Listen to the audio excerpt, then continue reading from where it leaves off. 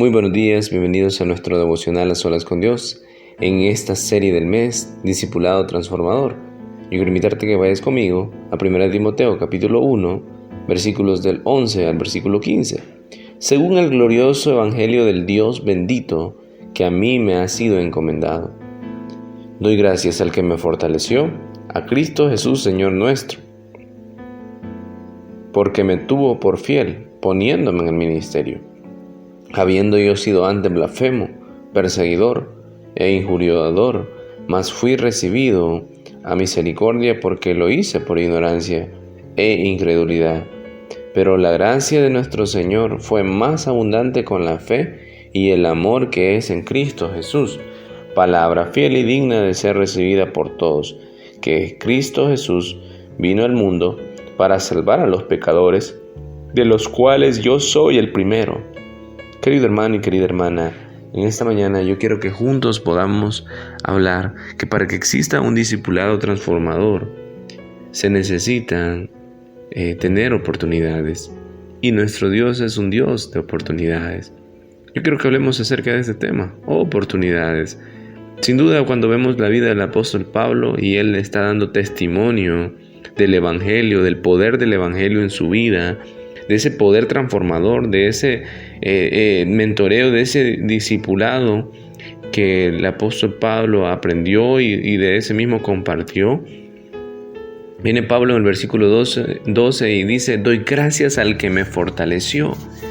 Sin duda el apóstol Pablo sabía del lugar donde Dios le había sacado. Dice la Biblia ahí que él era blasfemo, perseguidor e injuriador. ¿Sabes? Era una persona que quizás nadie daba una por él. Era la última persona que quizás pensaban que iba a hacer este ministerio tan eficaz, tan importante.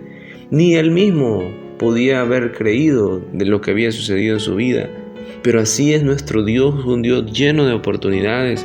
Que aunque él fue un perseguidor de la iglesia, aunque él fue un blasfemo, aunque fue una persona que fue muy dura con los creyentes, con el pueblo de Dios, con Dios mismo, Dios viene y le da una oportunidad. Jesús viene y allá en camino a Damasco le da una oportunidad, lo confronta y Saulo de Tarso entiende el evangelio. Es así, querido hermano y querida hermana, que tú y yo también hemos gozado de las oportunidades que Dios nos ha dado.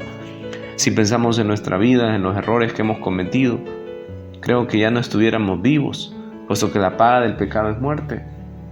Pero así Dios ha sido de misericordioso con nosotros, que envió a Jesús para que tú y yo podamos tener el perdón y podamos ser reconciliados con Dios. Y es ahí donde nosotros debemos de valorar esas oportunidades. En la vida hay muchas personas que no valoran las oportunidades, y cuando ya entienden de que el tiempo pasó, cuando entienden de que no la aprovecharon, llegan los lamentos, llegan las lágrimas, llega el dolor. Pero para ti y para mí no tiene que ser de esa manera. Dios te está dando a ti y nos está dando a cada uno de nosotros una oportunidad para buscarle, para honrarle, una oportunidad para ser parte de ese discipulado transformador.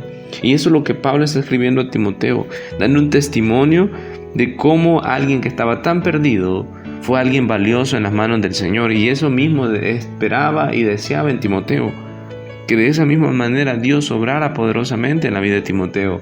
Un discipulado transformador consiste en que tú ves a un joven, ves a una señorita, ves a un hermano, un adulto, un niño, y tú te tomas un tiempo para decirle que Dios es un Dios de oportunidades, para decirle que tiene futuro, para decirle que puede salir adelante, para ser tu parte de esa transformación que Dios quiere hacer en esa persona.